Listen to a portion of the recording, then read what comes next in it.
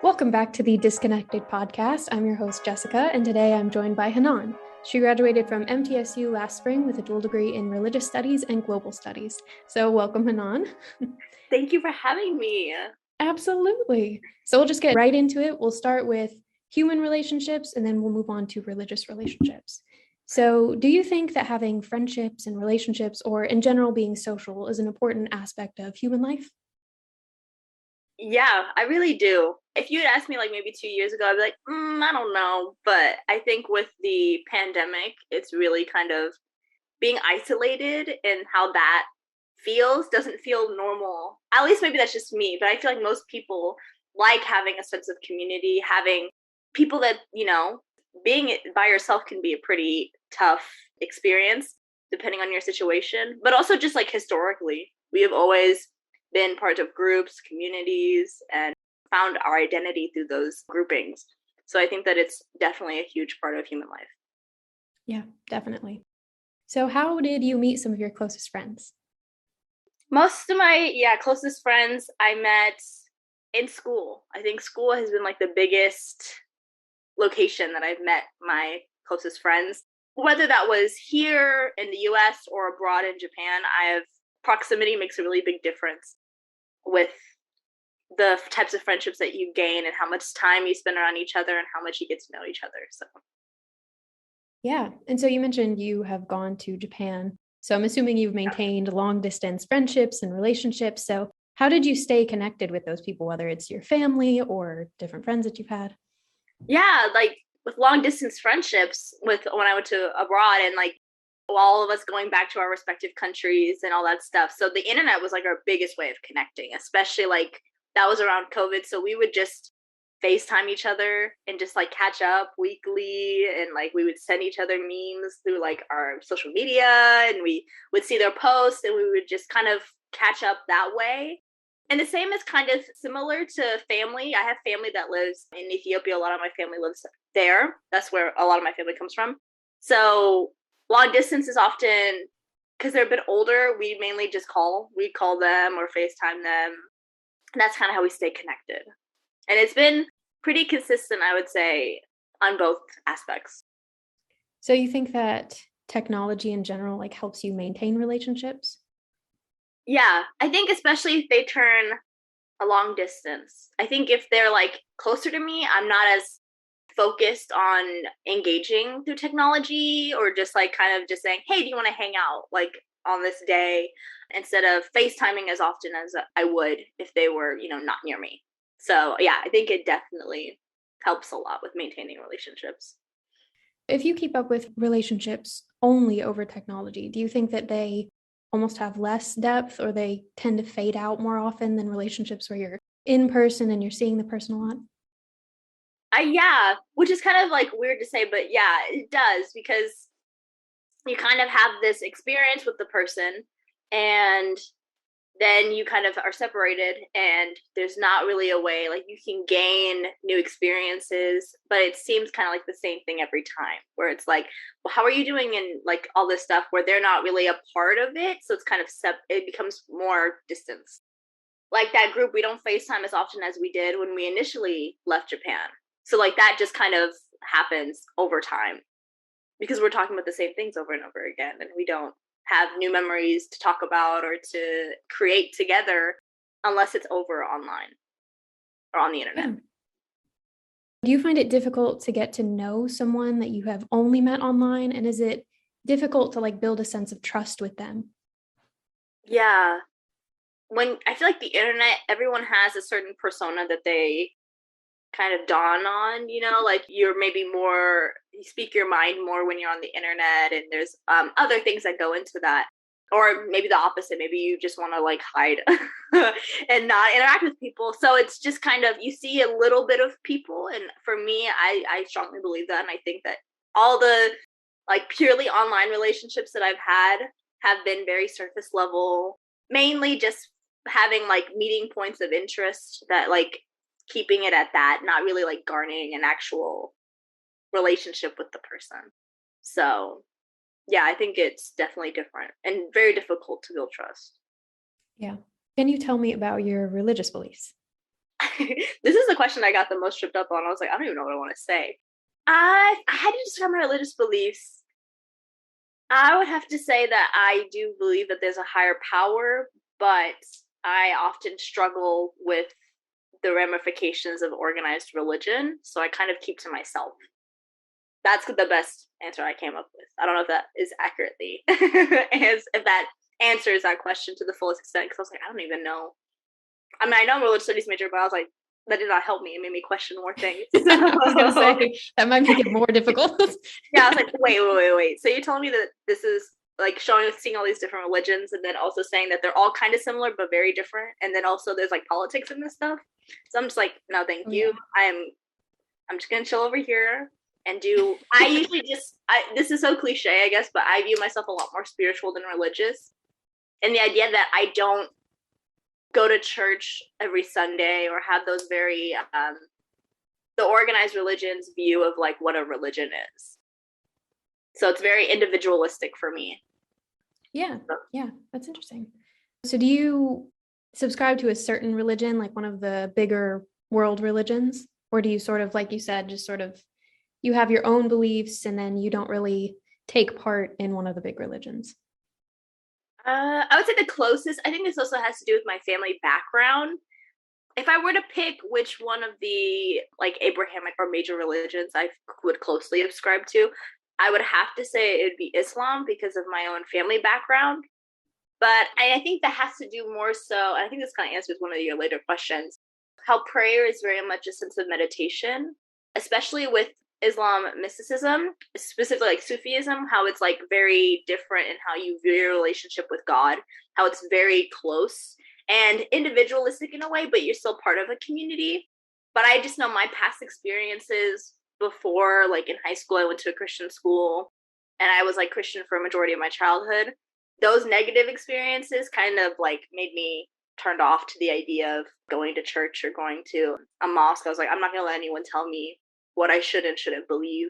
I should have those answers for myself. So, yeah. Being a part of organized religion and having it sort of part of your education and something that's taught to you in that organized way is something that's pushed you away from it? Yeah, I think because it was any time I think religion is put into an institution, it automatically strays from its genuine beliefs. I think that it becomes more about people's ideas and motives than what's actually supposed to be taught, what's supposed to be understood. So that kind of opened my eyes at a young age. And that's why I think at first I did become a religious studies major, just to be like, what is going on? Like, am I missing something about religion? Or like, maybe I just don't like it. But it made me actually understand more and more that like religion is really a universal experience and that everyone has their own belief systems. And with my own personal case, it's like I was able to understand that that was people and saying what their own opinions were instead of actually promoting or actually teaching the foundational belief systems in that faith. So that was a lot. Yeah. No, it's good. It's good. So is one of the goals of your religion or your spirituality, as you put it, to sort of create a relationship with a god or gods? Yeah.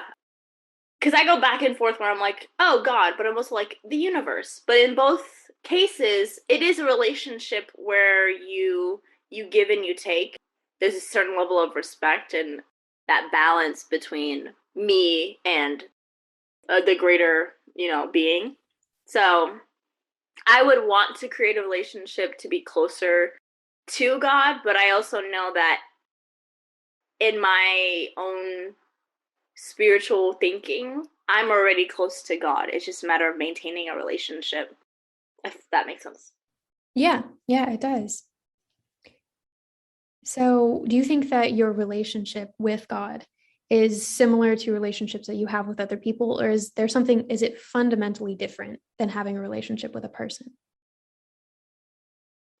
I want to say that it's different to me because I think if I think about it, especially like with Allah, like thinking about how I view God, that's somebody who already knows everything about me, who is divine and like not even just a deity, like an entity, like, can't even begin to describe.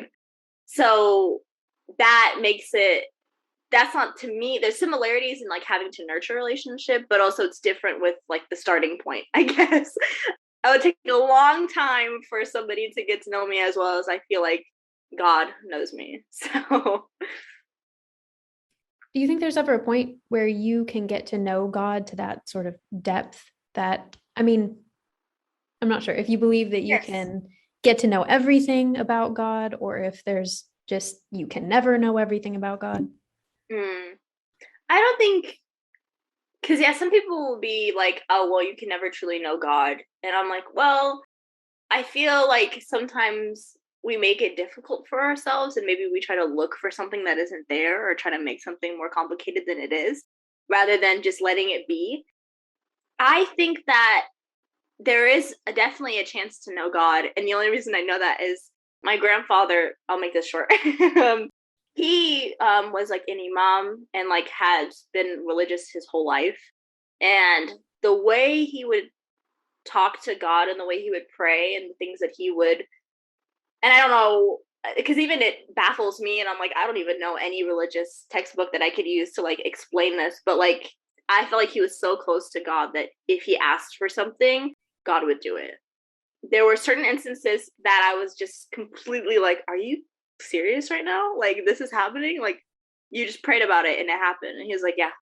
And I was just like, and that's because he fully memorized the Quran, learned everything that you could about Islam, was a teacher, was like a leader in the community.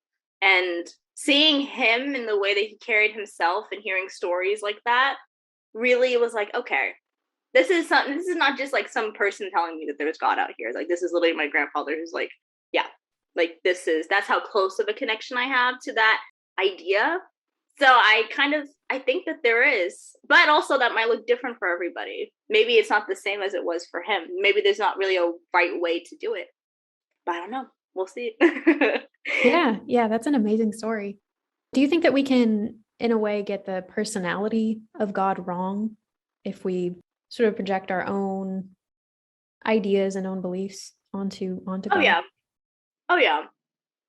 Definitely. I mean, like, not to be like pointing out very specific things, but you look at, in my own experience in Christianity, I remember being in school and talking about God as a very much like a punisher, like, you know, if you do something wrong, this is what's going to happen. But they wouldn't talk about how God created all of us in his own image and that he loves all of us. Like it was never, I feel like, a genuine description of, and obviously maybe they don't know, you know, God 100%. I'm not going to blame them, but I can tell looking back that they were just trying to discipline us and maintain an order rather than genuinely say like, God loves everybody, created everyone in his own image, love your neighbor as yourself, and promoting those other ideals instead of just focusing on one small part of it that serves your own interest.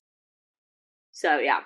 I think it's very easy to project, and that's why I think I push so hard for, you can have community, but you have to believe it. Like it has to be you. Like it's not for everybody else to believe the exact same thing that you do. It's like, if as long as it's 100% what you genuinely believe, then Yeah, your specific faith is individualistic. Yeah, mm-hmm. definitely. So I know you mentioned prayer as almost a form of meditation, but Yeah. are there certain other religious practices or objects, things like icons or religious texts, that help you feel more connected to God? Yeah, I would say, because in Islam there isn't much iconography. There's not, images are not a big part of Islam, and so the biggest, I guess, object I have a connection to would be the Quran, because of the emphasis that it has, that it's been that way for thousands of years, and like in its original language.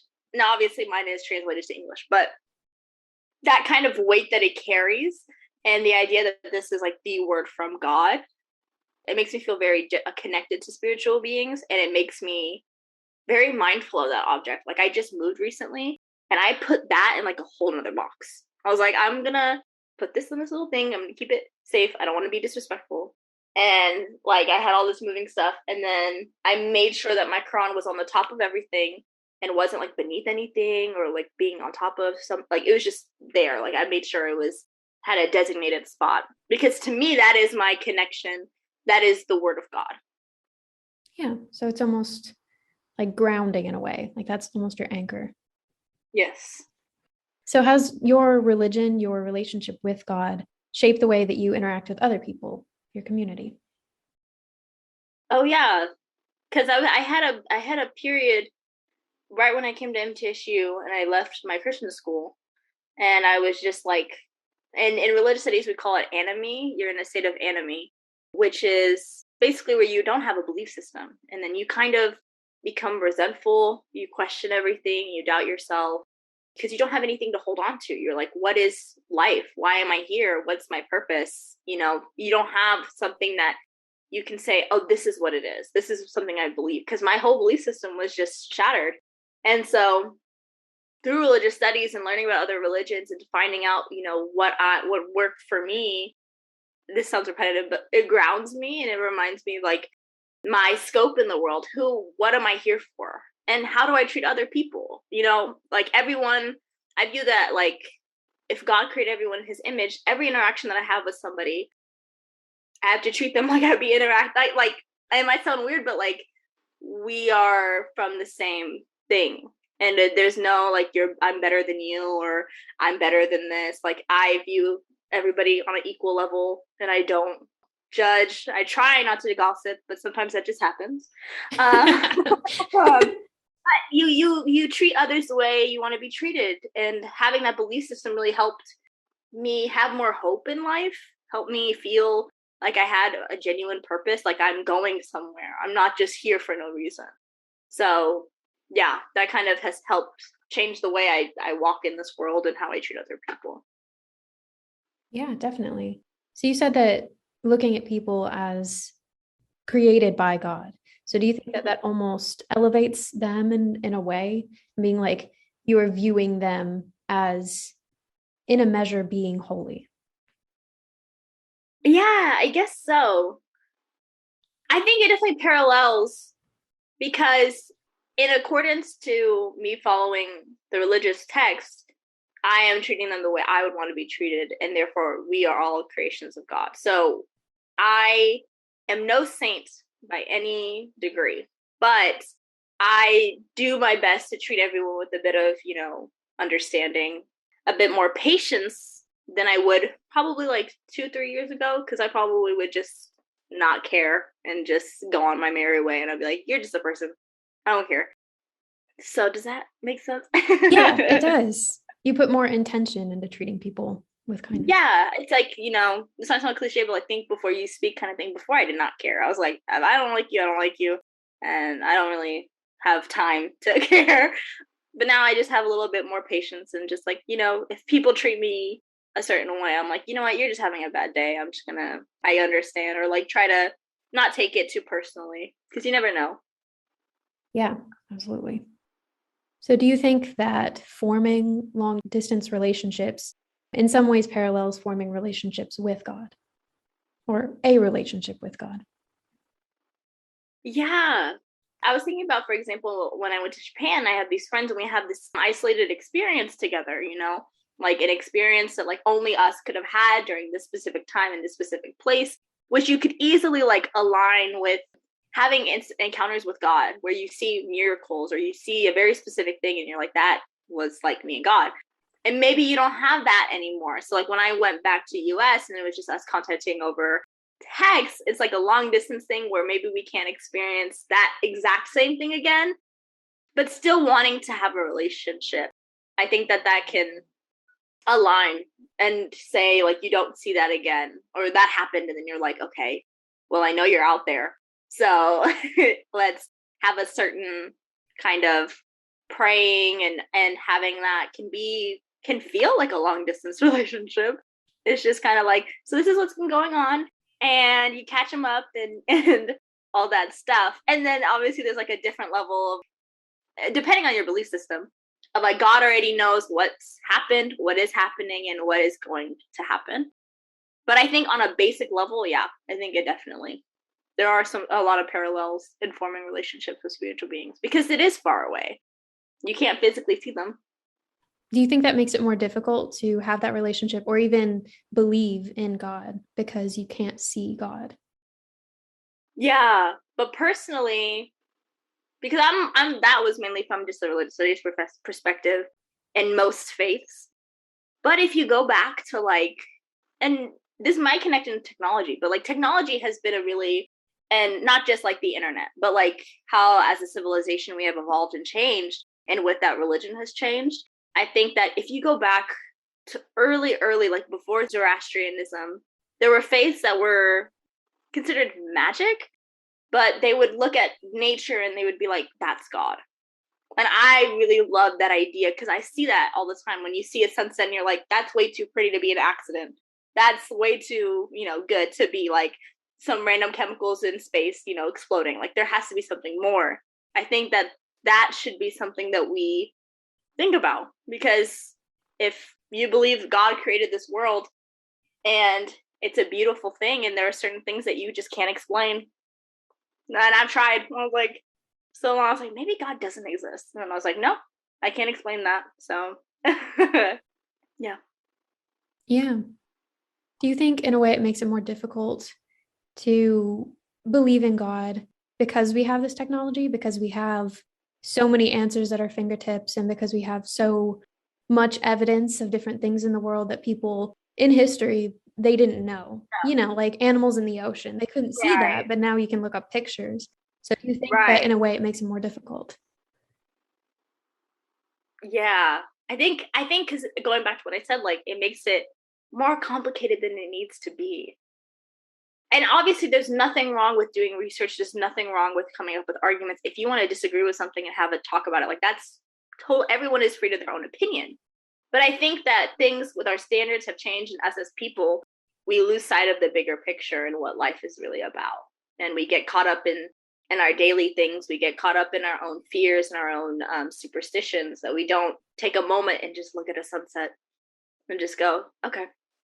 We know some things, but I think we want to know everything, and we know we won't know everything. I think that's like our biggest fault, is we want to know everything, and we can't. I tried. I'm like, I did religious studies for 4 years trying to find an answer, and I did not find it because there isn't one. Oh, now I'm getting all philosophical. Hey, that's good. That's what we're here for. So yeah, I think that just not making it more complicated than it needs to be, and doing things your own way. Yeah. Do you have any other thoughts that you want to add on this topic? Anything else you'd like to say? Actually, I wanted to ask you a question. Yeah. That's okay, because I was looking at your thesis proposal and I took notes because I was just like, oh, this is so good. And you talk about this thing about connection and realness, but you talked about connection and realness being the basis of this overall project. And so I wanted to ask you what you meant by like realness. Do you mean like tangibility, like the proximity itself being a big part of connection? I mean, in a way, tangibility can be a part of it, but realness as in sort of at what point do things that are invisible, forces, concepts, or God become real to us? Because God in that way, not that he can never be tangible, but God is not seen by us, at least right now as we are. So it's like realness in that way that we do these things. How we perceive it. Yeah. It's about our perception. And so that's why I was talking about looking at sort of brain scans and brain imaging and talking to psychologists about behavior. And it's like, when do these relationships have substance to us? And that can be tangible in a way, like, but it can also just be, I mean, it's the same question between friends. Like, when do you and your roommate become friends? Like, when does that connection? When do you reach the level of being a best friend? Yeah. Like, is there a specific quota that you're supposed to meet? Yeah, definitely. Level you're supposed to win? Yeah. When do you level up? So, yeah. It's like, when does that connection, that relationship become real to you? And what are the factors that sort of lead up to that? And how do you nurture that and cultivate that? That's more about what is about perception, like you said. Right. Really awesome. Love it. Thank you. Literally. But I want to keep your time. All right. Well, thank you. This has been amazing. Oh, thank you for letting me be a part of this